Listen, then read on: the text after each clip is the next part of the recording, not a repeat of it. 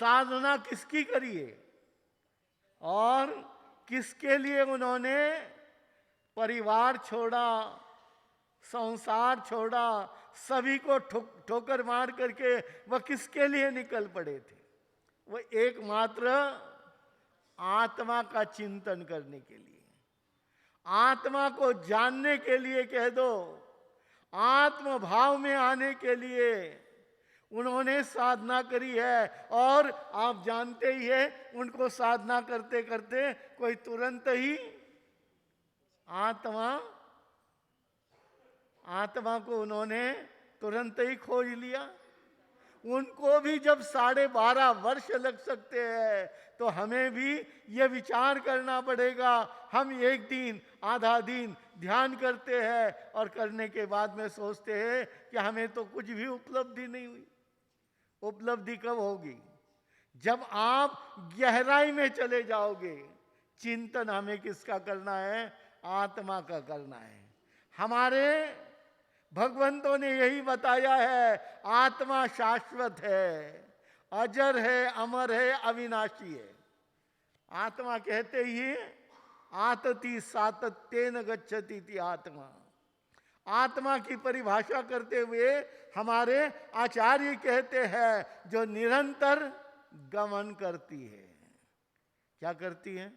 निरंतर गमन करती है, उसका कभी भी विनाश नहीं होता है। आप जानते ही हैं कि सोना है, सोने की पर्याय बदल गई, हमने उसको हार के रूप में बदल लिया, उसको तोड़ दिया, हमने कंगन बना लिया, उसको तोड़ दिया, हमने मुद्रिका बना ली, और क्या क्या वस्तु बना लेते हैं आप जाने। सिर्फ मुझे ये बताना है कि पर्याय बदलती है, परंतु पदार्थ शाश्वत रहता है, वह कभी भी उसका विनाश नहीं होता है, वह अजर है, अमर है। इसी तरह से हमारी आत्मा भी क्षण क्षण के अंदर पर्याय बदल रही है। हम एक योनि के अंदर नहीं, अनेक योनियों के अंदर भटक करके आए हैं, चले गए हैं, और जाने के बाद में भी आत्मा तो वही रही है। एक कुंथु से लेकर के कुंजर तक, हाथी तक, एक छोटे से छोटे प्राणी से लेकर के हमारी आत्मा ने विकास करते करते, आप कहेंगे कि आत्मा कैसे होती है? आत्मा कैसे होती है? इसको जानने के लिए कोई हमारे सामने हाथ पर रखे हुए आंवले के तरह हम उसको देख सकते? नहीं दे सकते। परंतु आत्मा है, यह तो प्रत्येक व्यक्ति जानता है। जितने भी आस्तिक दर्शन है, उन आस्तिक दर्शनों ने आत्मा को शाश्वत माना है, शरीर को नश्वर माना है, क्षण भंगुर माना है। हमें यह विचार करना है, इसी का हमें चिंतन करना है कि जब आत्मा शाश्वत है तो वह आत्मा कैसे है। वह ऐसे आप कहेंगे कि आपके शरीर के अंदर तो इतनी बड़ी आत्मा है, और उस कुंथु में के दो उन छोटे से जीव में इतनी सी आत्मा, चींटी में कह दो, चींटी से भी और सूक्ष्म जीवों के अंदर भी, यानी आत्मा वैसे ही है।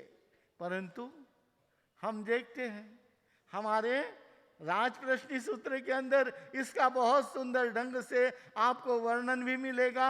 मुझे अभी इसके बारे में नहीं कहना है, सिर्फ हमें विचार करना है कि आत्मा वास्तविक है और वही जन्म मरण कर रही है। यह शरीर तो बाहर की वस्तु है, पर वस्तु है, और आज पर वस्तु को ही हमने सब कुछ मान बैठे हैं।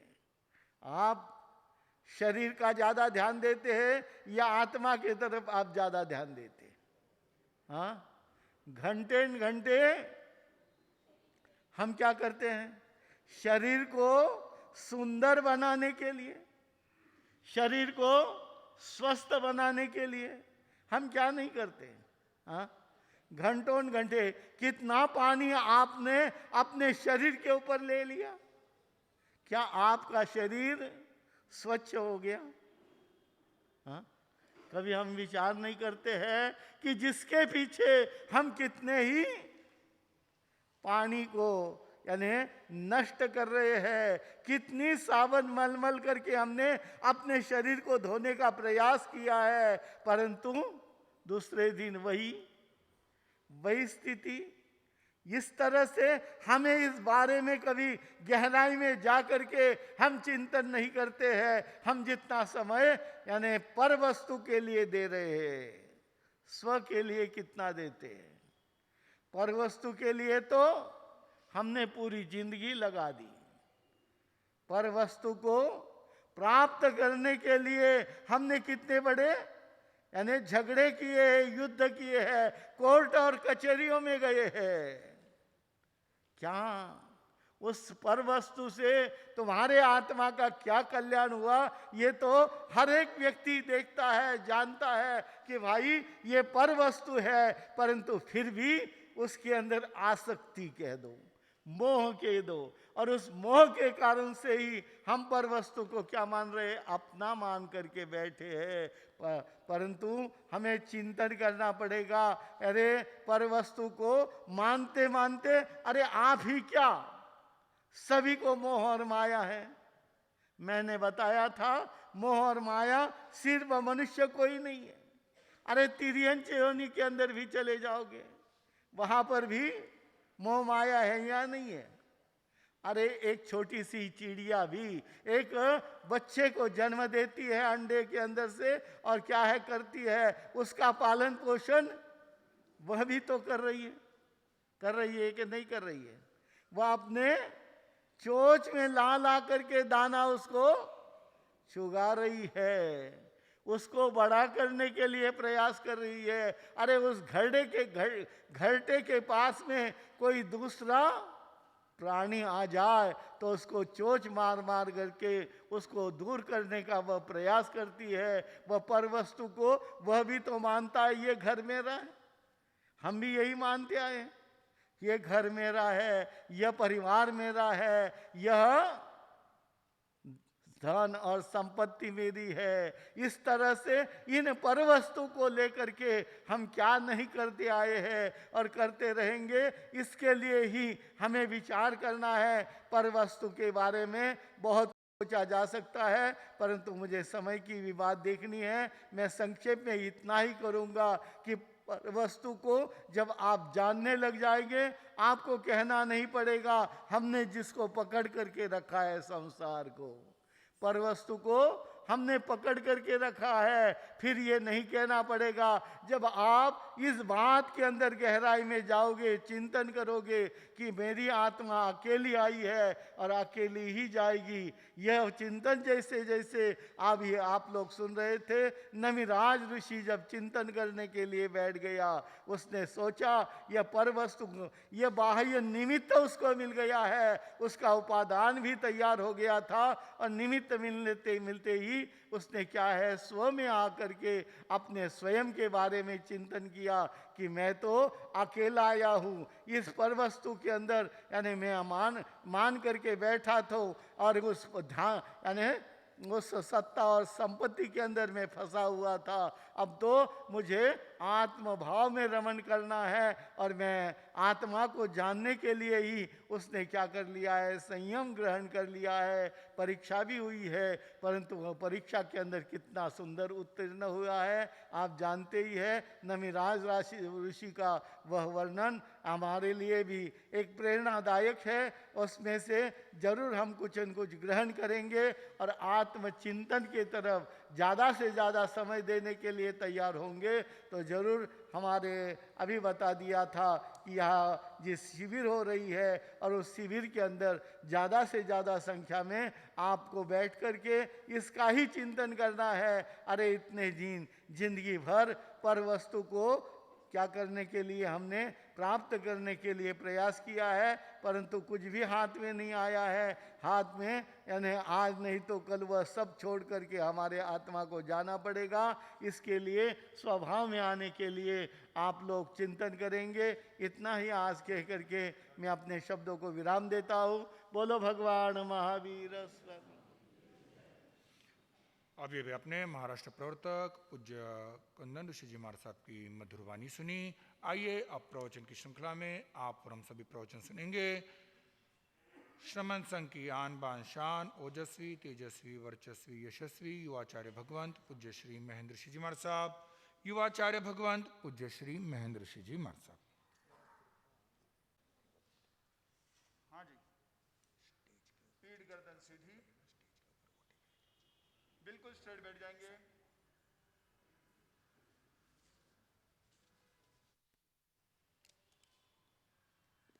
आंखें बंद, मोबाइल बंद,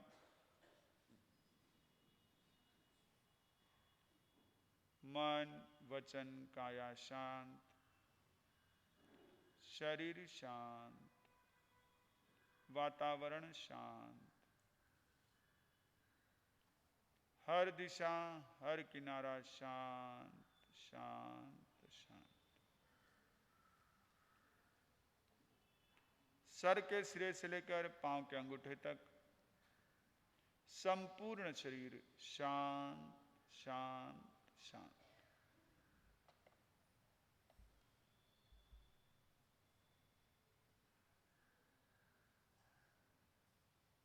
अनुभव करें इस 3.5 हाथ के शरीर में मैं आत्मा हूं।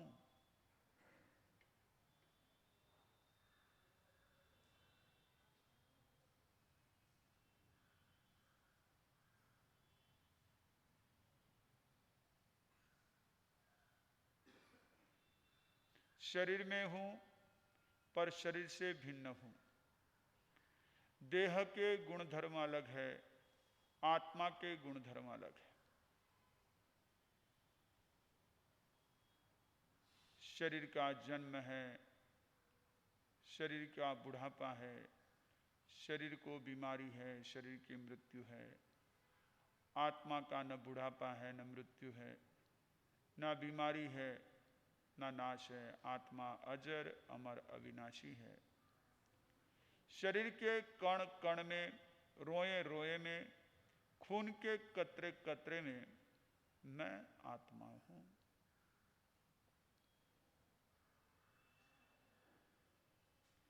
बाहर से कोई भी आवाज आए, भीतर में कोई भी विचार उठे, कोई प्रतिक्रिया नहीं, मात्र जाने और देखे।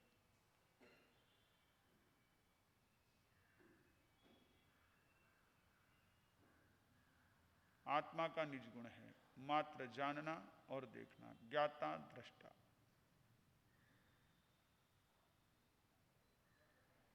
भीतर भीतर गहरे गहरे अनुभव करे, मैं आत्मा हूं।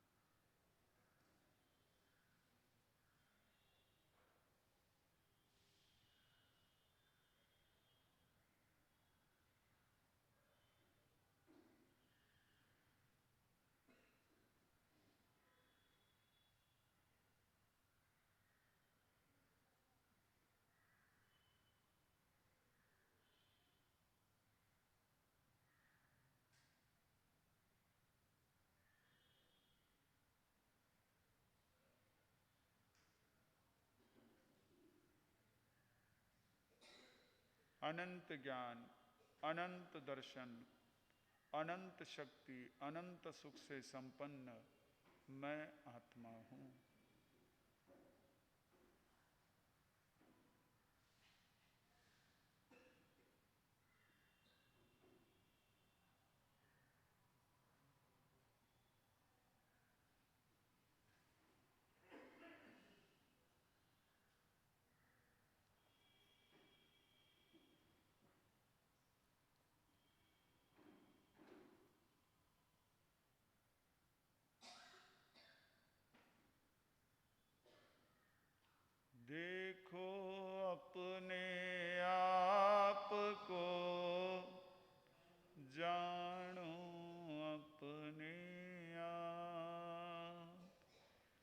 अपने को जाने बिना मिटे न भव संता।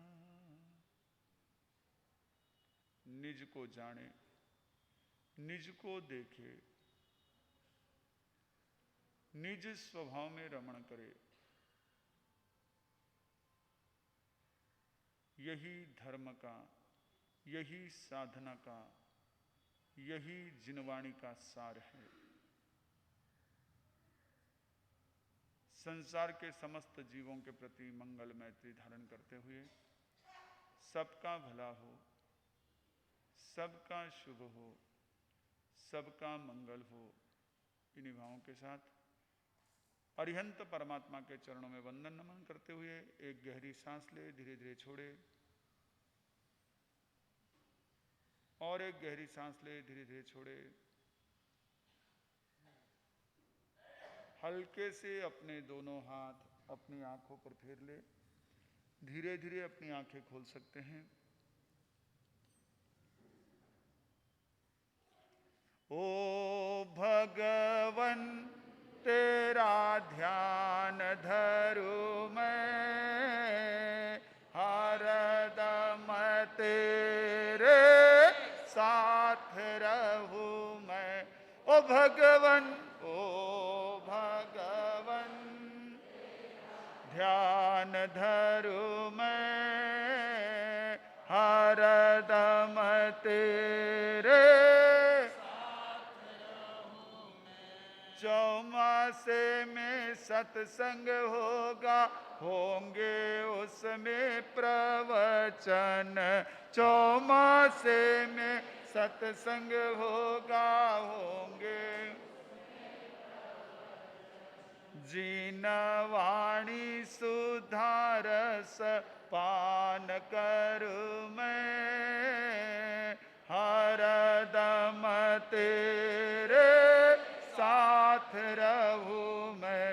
ओ भगवन, ओ भगवन तेरा ध्यान धरूं मैं, हरदम तेरे साथ रहूं मैं, हरदम तेरे साथ रहूं मैं।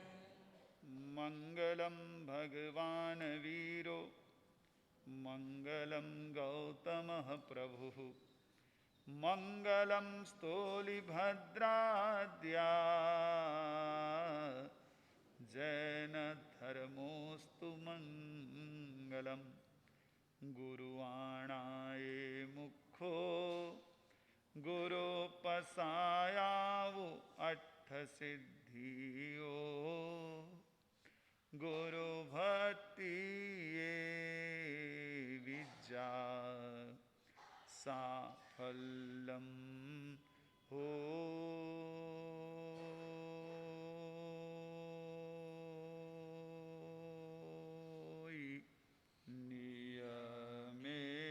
नियमेणम्।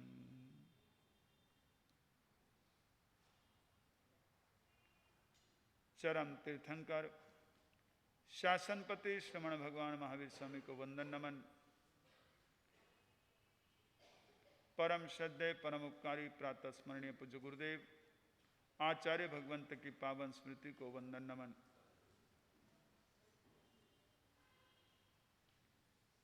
वर्तमान आचार्य सम्राट डॉक्टर श्री शिव मुनि जी महाराज साहब के चरण सरोजों में वंदन नमन।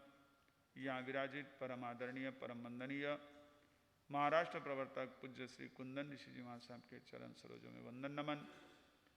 स्नेही सहयोगी संत वृंद, धर्म प्रेमी बंधुओं, माता एवं बहनों, जिन वचनों का प्रकाश, जिन सिद्धांतों का प्रकाश हमारे भीतर में रहे हुए अनेक सद्गुणों को, सामर्थ्य को प्रकट करने में सहायक बनता है, ऐसे परमपिता परमात्मा तीर्थंकर प्रभु की देशना जिनवाणी के प्रति आप सभी के भीतर में रही आस्था का हार्दिक अभिनंदन। आचारांग सूत्र के प्रथम अध्ययन के चतुर्थ उद्देशक में शास्त्रकार फरमाते हैं, से बेमी नेवसयम लोगम अभय खिज्जा नेवसयम अत्ताणम अभय खिज्जा। जे लोयम अभय खई से अत्ताणम अभय खई, जे अत्ताणम अभय खई से लोगम अभय खई। जे दीह लोग सत्थस खेयन्ने से असत्थस खेयन्ने, जे असत्थस खेयन्ने से दीह लोग सत्थस खेयन्ने। ये लोग, ये संसार मात्र मानवों से ही परिपूर्ण नहीं बनता है। मानव इस संसार का, इस संपूर्ण जगत का एक बहुत छोटा सा हिस्सा है। मानव के अलावा अनेक सजीव इस संसार में है, इसीलिए मानव भी है। आप विचार करें, अगर पेड़ पौधे न हो, पानी ना हो, जमीन ना हो, आग ना हो, हवा ना हो, तो आप और हम जी सकेंगे? एक क्षण के लिए भी आपकी और मेरी सत्ता रह सकती है? मानव है क्योंकि ये सब है, लेकिन मानव अपने अहंकार में, अपने आप को श्रेष्ठ मानने में इतना अधिक मशगूल हो गया है कि वह अन्य सभी के अस्तित्व को भूल गया है। भगवान कहते हैं, जो अन्यों के सत्ता को नकारता है वो स्वयं की सत्ता को नकारता है। जो औरों की सत्ता को कभी नकारता नहीं, वो अपनी सत्ता को भी कभी नकारता नहीं। और उसी चर्चा में चतुर्थ उद्देशक में अग्नि काय के संदर्भ में अपनी बात रखते हुए भगवान ने कहा, जे दीह लोय सत्थस्य खेयन्ने से असत्थस्य खेयन्ने। अग्नि क्या है? अग्नि है दीर्घ लोक का शस्त्र, यानी इस संपूर्ण लोक में एक सबसे महत्वपूर्ण शस्त्र के रूप में अग्नि है। कितना ही विशाल ऐसा हमारे सामने दिखाई देने वाला नजारा हो, उसे देखते ही देखते नष्ट करने वाला शस्त्र अग्नि है। और दीह लोग का एक अर्थ व्याख्याकारों ने किया, दीह लोग यानी होता है वनस्पति काय। जो लकड़ी, जो घास, जो तिनका, जो पेड़ पौधे, ये सभी दीर्घ लोक है। और इस दीर्घ लोक का सबसे बड़ा शस्त्र यह अग्नि है। संति पाणा पुड़वी निस्सिया तण निस्सिया पट्ट निस्सिया कट्ठ निस्सिया गोमय निस्सिया कयवर निस्सिया। शास्त्रकार कहते हैं कि यहां इस अग्निकाय का जिस पर अधिक एक तरह से आघात होता है, ऐसे प्राणी पृथ्वी पर आश्रित होते हैं, घास पर आश्रित होते हैं, पत्तों पर आश्रित होते हैं, लकड़ी पर आश्रित होते हैं, गोबर पर आश्रित होते हैं, कचरे पर आश्रित होते हैं। वहां अग्निकाय अपना कार्य करती है। ये आचारांग सूत्र का मूल पाठ है। आज हमारी अनेक प्रकार की धारणाएं, अनेक प्रकार की मान्यताएं, अनेक प्रकार की विचारधाराएं अग्नि हर एक जहां जहां प्रकाश है